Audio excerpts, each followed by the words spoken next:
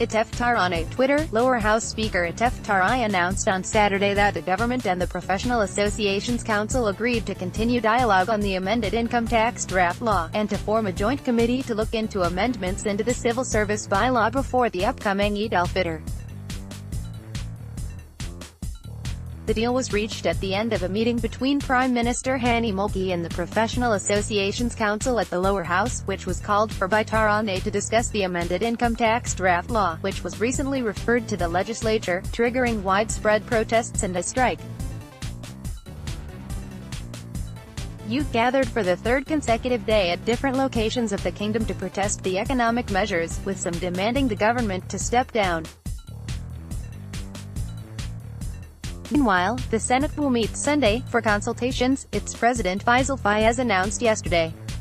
In remarks to the press broadcast live online, Molki said that the government is keen to maintain dialogue to reach an understanding on the amended income tax draft law to protect the poor and middle class, and achieve the consensus of all parties.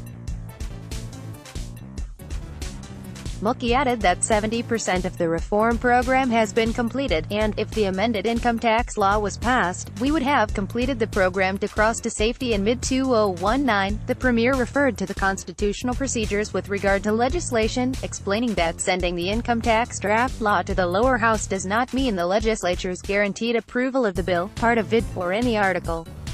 in it, adding that the House is master of itself. The House Speaker pointed out that Jordan is greater than the government and tax law, and that we will not cave into the dictates of the International Monetary Fund, and the government cannot take us for granted, stressing also the importance of revisiting the amendments into the civil service system, since the complainants represent a large segment of public sector employees. For his part, head of the Professional Associations Council Ali Obis said that they heard talks about the income tax that needs more time for dialogue, and they will be meeting soon. We came with a demand for the government to withdraw the income tax bill, but we have heard good things that call for further discussions and more meetings to be able to serve the interests of all. The meeting was attended by Deputy Prime Minister and Minister of State for Prime Ministry Affairs Jamal Sarira, Deputy Prime Minister and Minister of State for Economic Affairs Jafar Hassan, Minister of State for Media Affairs Mohammed Momani, Finance Minister Omar Malaz, Minister of Political and Parliamentary Affairs and Minister of Earlier in the day, Speaker Iteftar had said the discussions over the income tax draft law would be postponed following the memorandum signed by a majority of MPs rejecting the new controversial amendments.